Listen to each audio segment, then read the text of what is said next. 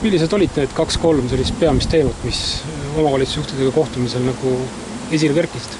No me rääkisime väga paljudel teemadel, omavalitsusreform loomulikult oli number 1 ja sellest me rääkisime kõige põhjalikumalt, see on arusaadav ja siin tõesti töö käib ja väga aktiivselt käib. Teiseks rääkisime sellest, et kuidas tagada teenuste kättesaadavus näiteks Maanteeameti näitel. Siin on mitu dimensiooni, ühelt poolt kui teenuseid on võimalik niimoodi inimestel kätte saada, et nad ei pea üldse kuhugi kohale minema, siis on loomulikult inimeste jaoks kõige mugavam. Ega Värska inimese jaoks ei ole juhilubade järgi minek Põlvasse ka teab, mis mugav tegevus. Kui nad saavad need tellida näiteks need load internetist ja saavad koju postiga, siis on loomulikult see lahendus nende jaoks mugavam ja sellest suunas tasub kindlasti edasi töötada. Aga on mingid teenused, mida ei saa kindlasti kaugjuhtimise teel, et nende puhul tuleb leida see mõistlik lahendus, et kas siis roteeruvas korras võetakse sõidueksameid vastu, lepitakse täpsemalt see süsteem kokku, nii et kõik inimesed ikkagi tunnevad, et Eesti riik on nende jaoks olemas ja lahendus on võimalik leida. Samas mitte keegi ei vaidlustanud täna siin ka seda, et riik peab olema efektiivne ja kui me näeme, et Põlva maakonnas on inimesed hakanud järjest rohkem kasutama e-teenuseid ja vähem käivad büroos kohal, et siis see, et päevade arvu vähendatakse, on iseenesest ju mõistetav. Küsimus on nüüd selles, et kas see päevade arv väheneb 1 või näiteks 3, et siin on kindlasti, ma arvan, kohalikel juhtidel ja Maanteeametil võimalik veel kompromissi otsida. Minu jaoks oli positiivne ka see, et edasi lähevad ka need asjad, millega ma omal ajal sotsiaalministrina väga aktiivselt tegelesin. See, et tagada arstiabi kättesaadavus Põlva maakonnas, see, et oleks perearstikeskustel võimalik saada investeeringutoetust nii Põlvas kui Räpinas. Ma väga loodan, et seda raha ka siis vastavast meetmest eraldatakse.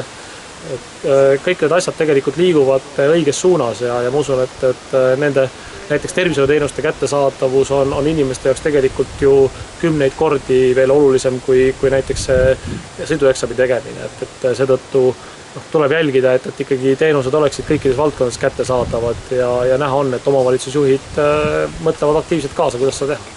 Kas nüüd tuli kohtumisel Põlva omavalitsusjuhtidega teemaks ka Setu valla moodustamine, mida siin vahelduva eduga üritatakse teha? Ja ega Värska vald on selle ettepaneku ju teinud ja see ettepanek on mulle teadaolevalt jätkuvalt jõus. Selle nimel kindlasti töötatakse. Seda, kas konkreetselt liitutakse Setu valla piires või võib-olla hoopis laiemalt, on minu hinnangul praegu veel natuke vara öelda. Siin sõltub nüüd kohalikest inimestest, kuidas kokkuleppele jõutakse. Aga hea meil on näha, et lõviosa valdasid on konstruktiivsed. Jah, nüanssides loomulikult vaidlusi on, aga vähemasti vaieldakse, vähemasti arutatakse. Tõsi, ka Põlvamaal on kahjuks üksikuid, kes püüavad nagu kogu seda teemat nii-öelda eemale lükata ja ignoreerida.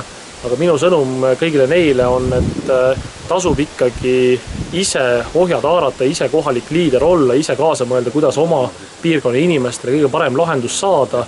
Et siis tuleb see haldusreform just selline, mis on ka Põlva maakonnas kõikide inimeste huvides. Kui nüüd see otsustamine peaks mingitel põhjustel liikuma valitsuse kätte, et kas valitsus pigem prooviks teha siia idapiiri äärde sellist väikest nii-öelda Setu valda või siis pigem liidaks selle mingi suurema moodustise külge?